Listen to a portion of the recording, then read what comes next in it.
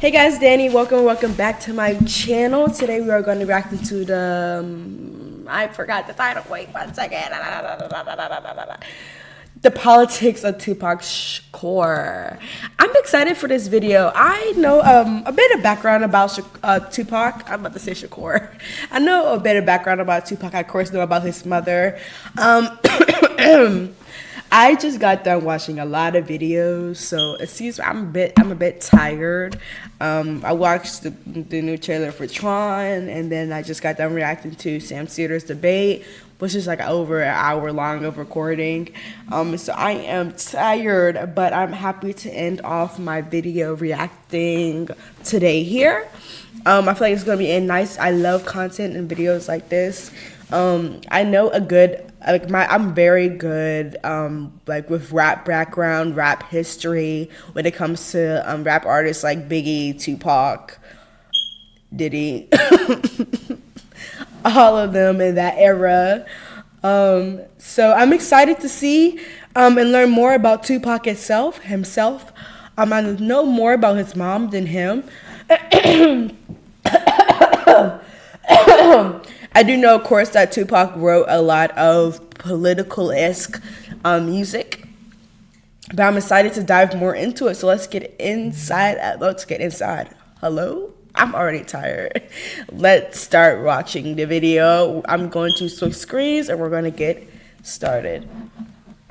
Okay. Deactivate. Screen. Activate. Okay. Already. You know what I'm gonna say. And even if I get in trouble, you know what I'm saying? Ain't that what we're supposed to do? I'm not saying I'm gonna rule the world or I'm gonna change the world, but I guarantee that I will spark the brain that will change the world, and that's our job. Period. There's no way that these people should own planes and their people don't have houses, apartments, shacks, drawers, pants. It's too much money here. I mean, nobody should be hitting lotto for 36 million and we got people starving in the streets. You know what? I just got done watching, like I said, I just got done watching Sam Seder's debate with PDT, PDD, PD. I don't go fuck what their podcast name is. I do not like them. But basically, Sam Seder was talking about a tax plan where, to put it plainly, where the top rich percent, they get taxed out at a certain amount, and that money equals out to people with less. And like this, just like yes, like oh my God, if Tupac was alive today, he would have been on Trump's ass. Oh my God, he would have been fucking rapping that Kamala shit. Oh wow. Like I always knew that Tupac has always been very political-esque. But yes, I already love this. We're only 32 seconds in. Drawers, pants. Cause yes. There's too much money here. I mean, nobody should be hitting lotto for 36 million and we got people starving in the street. Tell him. That is not idealistic, that's just real. Tell him. Stupid. Tupac Shakur, one of the most iconic and influential rap artists of all time. Tupac is known for that's what we making get our classic name albums, from a woman, and is often credited for normalizing vulnerability in hip-hop and popularizing so-called conscious rap. But did you know that Tupac was a communist? Yes, communist, with a capital C. And did you know that the FBI had an entire file on him and were deeply suspicious of his radical activities? Of course. It is already well known that Tupac was more overtly political compared to most hip-hop artists. However, the depth of Tupac's politics is widely misunderstood.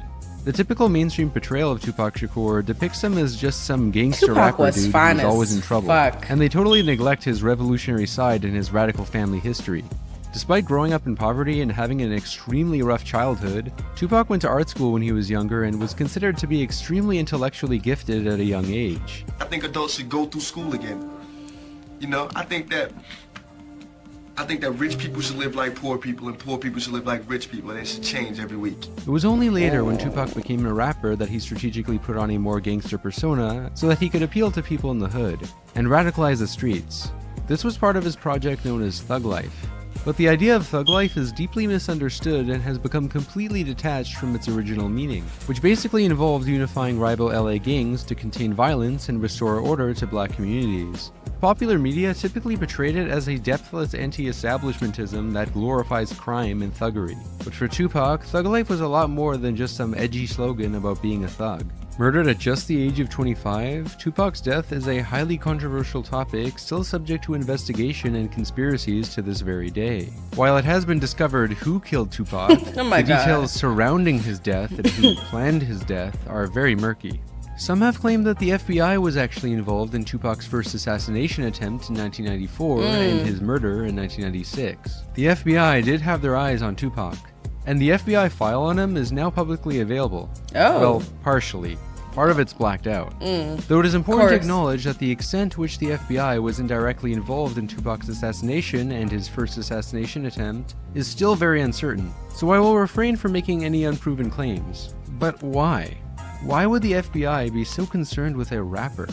In this one-dime video, we will explore why this was the case. Why Tupac was a lot more than just an iconic rapper. Now, unlike Tupac, most of us don't gotta worry about the government spying and collecting data on us. But who needs government surveillance anymore when private companies fish your data all the time and data brokers sell your personal information to scammers, spammers, and anyone else who might want to target you? Yeah. Your government name, email, home address, health records, your relatives, it's probably all out there. But I don't gotta worry about that anymore ever since I started using Aura. Alright, Happy that was slick as fuck. That was slick as shit. You had that good ass music in the background. You had me for a second. You know what? I'll give you your props. Tupac Amaru Shakur was named after Tupac Amaru, an Incan Peruvian revolutionary rebel who led an indigenous uprising against Spain and was subsequently executed. So my mom named me after this Inca chief, and I think the tribal breakdown means like intelligent warrior, something like that. But I see. he's a deep dude. Throughout his youth, Tupac read a lot, and was considered to be an intellectual prodigy already in high school. When attending art school, he also worked as a backup dancer, did ballet, read literature, and was quite far from what one would call a gangster. You know, theater, ballet, A little nerd.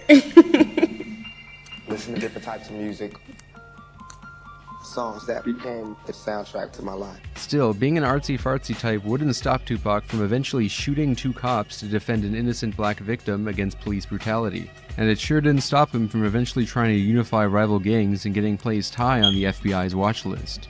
When he was younger, Tupac was a member of the Baltimore Young Communist League, and at one point, he even dated the daughter of the director of the local chapter of the Communist Party USA. The Maryland chapter of the Communist Youth League, where he spent his high school years, eventually got named after him. Tupac was radicalized at a very young age, spending much of his childhood on the run from the FBI due to the radical activities of the Shakur family. Now let me tell you about the Shakurs. Much of Tupac's family were affiliated with This soundtrack you're using is fire. Black Liberation Army.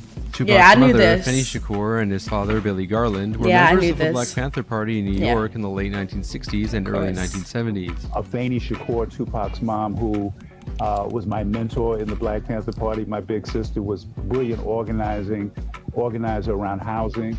In 1969, Afeni Shakur and 20 other Black Panthers were arrested and accused of conspiring to bomb police stations, leading to the famous Panther 21 trial, which became a crucial event in the struggle for black liberation. Tupac was born just a month after his mother Afeni was acquitted of more than 150 charges of conspiracy against the US government. Fast forward to when Tupac was just a little kid, the FBI were tracking his stepfather Mutulu Shakur, who had ties to the Black Liberation Army, and was on the top 10 most wanted list for anti-government activities. Tupac's godfather was Geronimo Pratt, who was also a prominent Black Panther that was targeted by the FBI's highly authoritarian Like, look at that secretive circle. COINTELPRO mission. That's which was a the crazy program behind the circle. assassination of black leaders like Fred Hampton.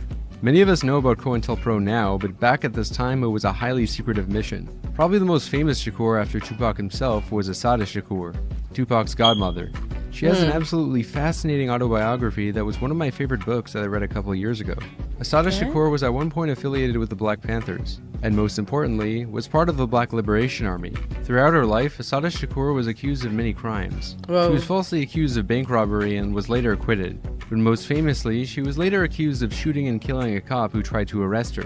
And despite very little evidence that she was even holding a gun at the time of the incident, Assata was put in a jail cell with very inhumane conditions. Joanne Chesimard, what we know as Assata Shakur. The allegation that she was a cold-blooded killer is not supported by any of the forensic evidence. But with the help of Tupac's stepdad, Assata Shakur ended up escaping from prison and fled to Cuba, where the government gave her asylum.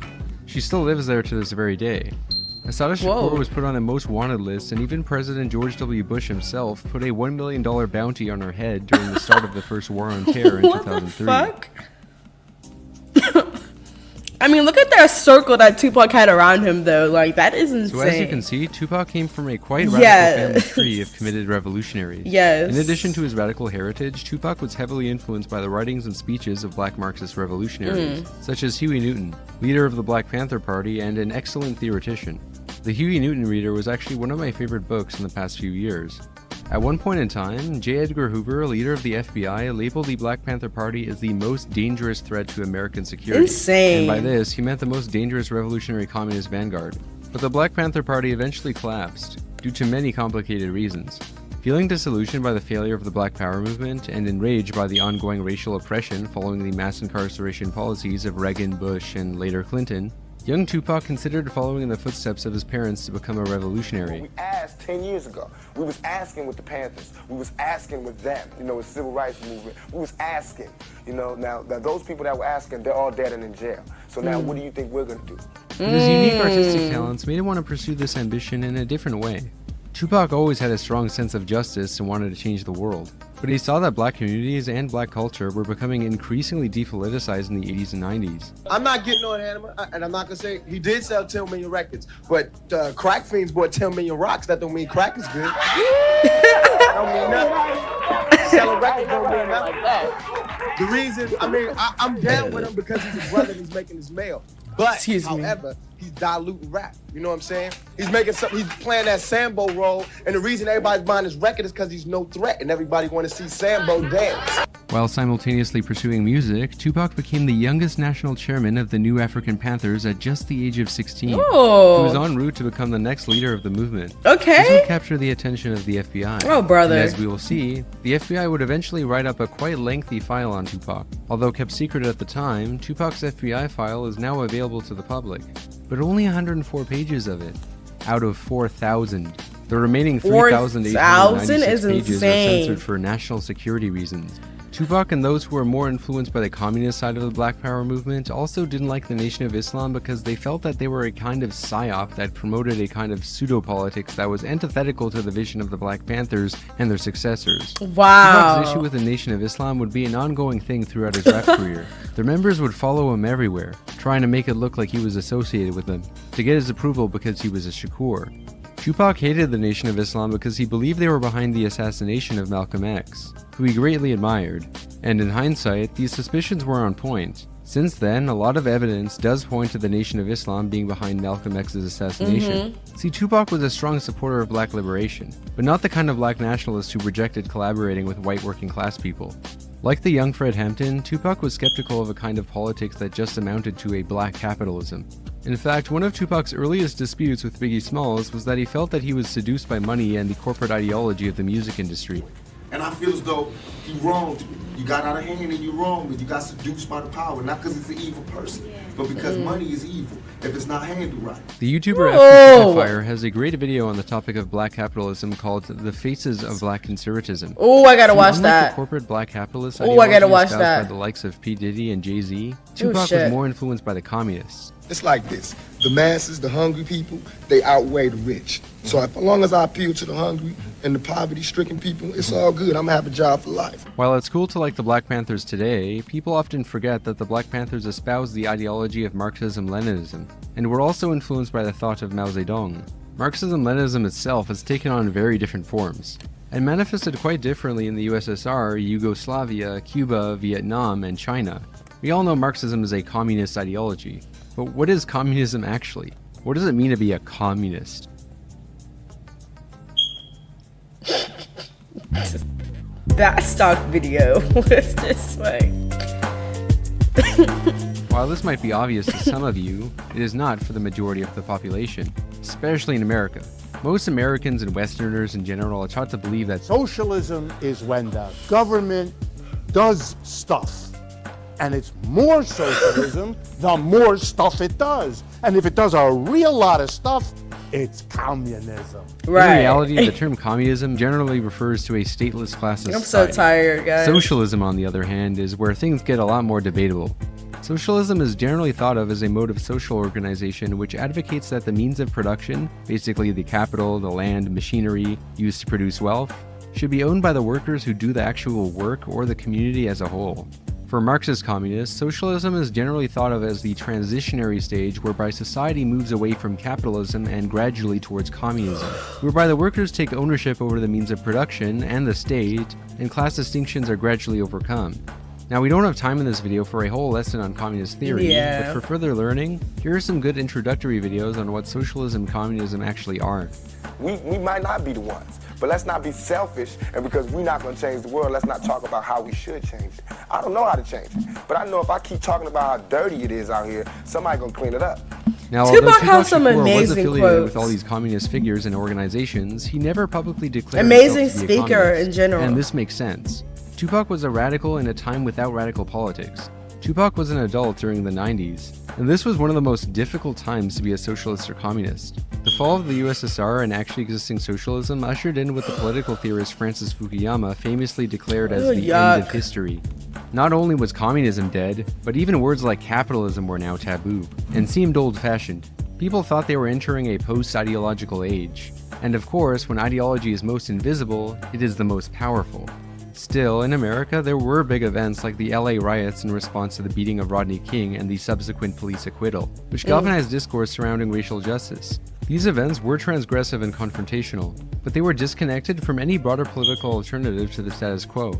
And it's easy for the corporate political establishment to co-opt social movements when they lack a concrete That post politics just in the pissed first me place. off. Tupac's evolution from his first two albums, which were much more overtly political, to his later albums that he put out under Death Row, happened under this socio-political context. Nevertheless, Tupac's life remained one of rebellion. Even as he got more commercially successful, Tupac would quietly be plotting much larger ambitions to facilitate projects and organizations that could definitely be described as political. Period. Picture perfect. I paint a picture, bomb the hoochies with precision. Ain't nothing but a gangster party.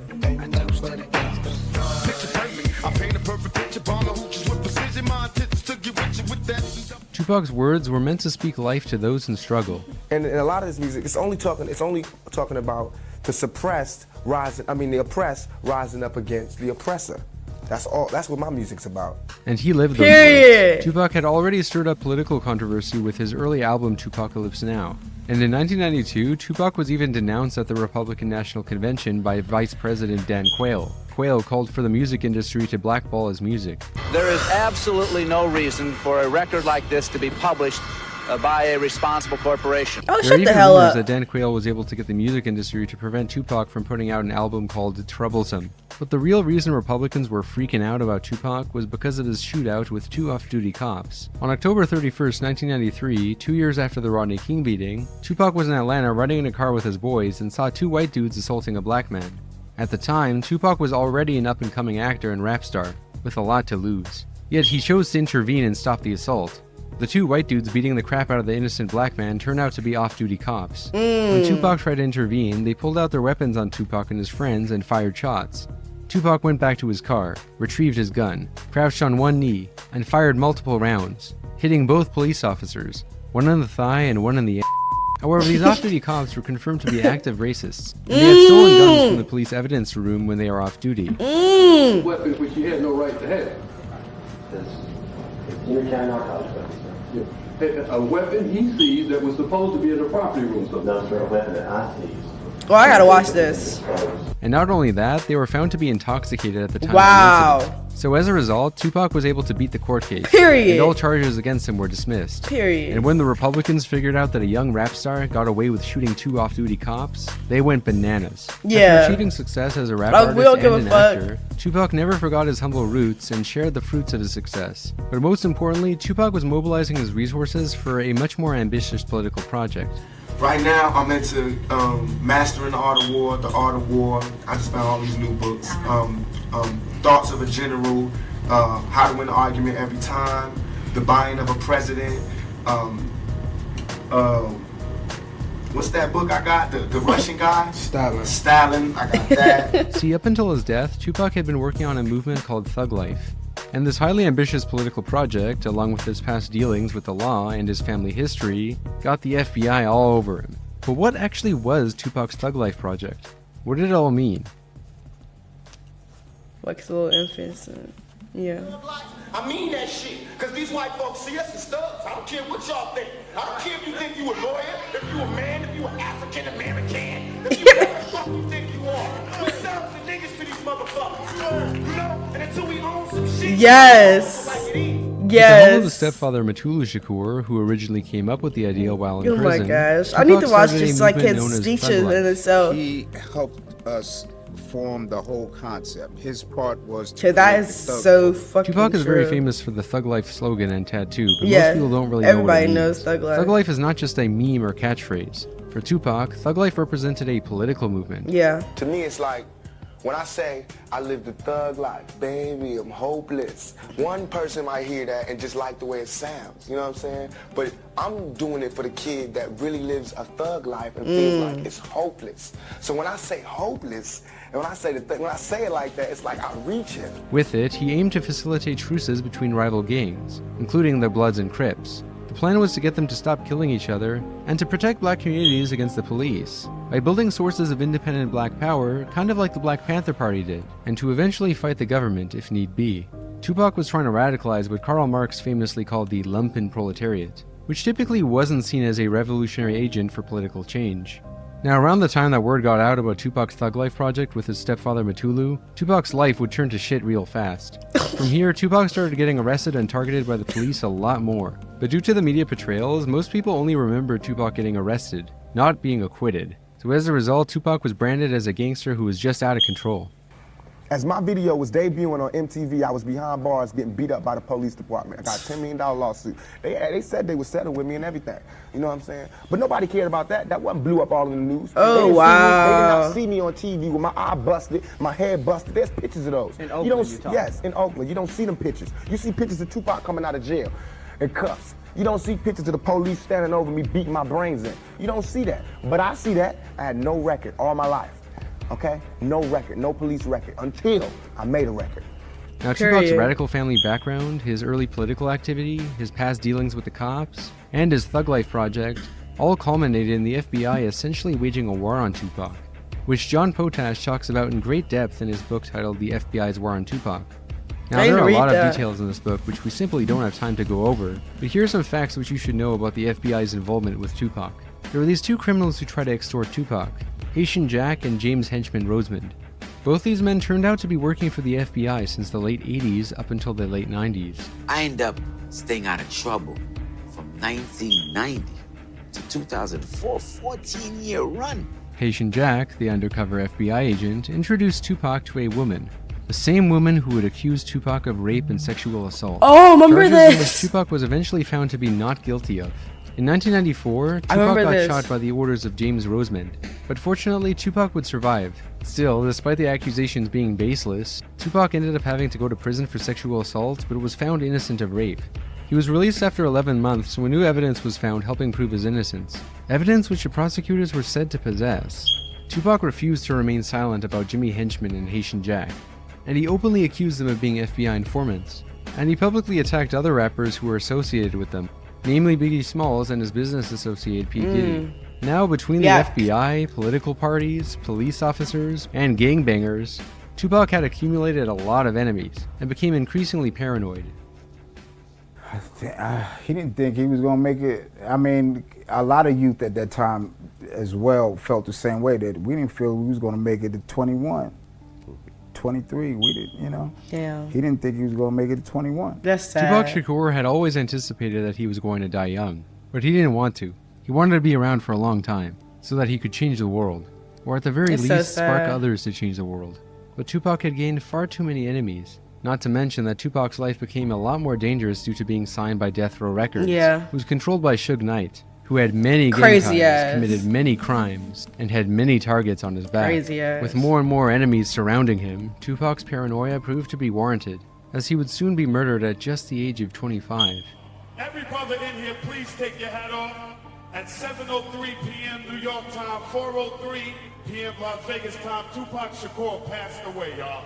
Trouble-plagued rapper and actor Tupac Shakur. Tupac Shakur. Tupac Shakur. Rap star Tupac Shakur died last night after a brief life in a rough business. He was 25. After Tupac's murder, Crazy. Death Row Records would heavily take advantage of Tupac's widely publicized death by profiting heavily from his image and his unfinished work. They took many of Tupac's unpublished recordings and just slapped them onto instrumentals and mashed them all together to put out a bunch of posthumous albums that Tupac himself never consented to releasing. Some of these songs were Disrespectful. good, and many of them were quite subpar compared to what Tupac had put out himself. And many of Tupac's real fans were unhappy with how Death Row took advantage of his death by profiting from his legacy.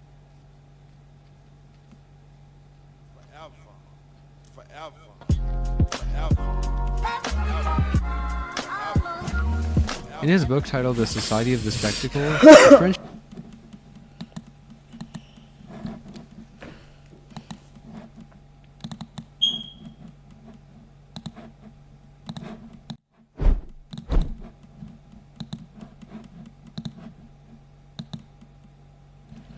Wow, that was a good video. I really enjoyed that. I've been looking for a new book to read.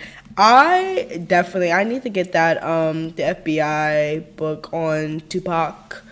I have to look back on who made it. I'm about to get it as soon as I get them, because I really need something to read, especially since I'm about to go to sleep. I love going to sleep with a good book in my hand, even if it's digitally.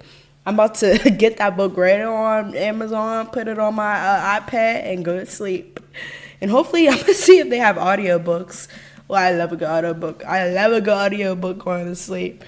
But yeah, that was the video. That was really interesting. I cannot wait to dig more into this. I'm going to, like I said, I'm going to get the book. And also, I want to look on my own time watching Tupac's speeches.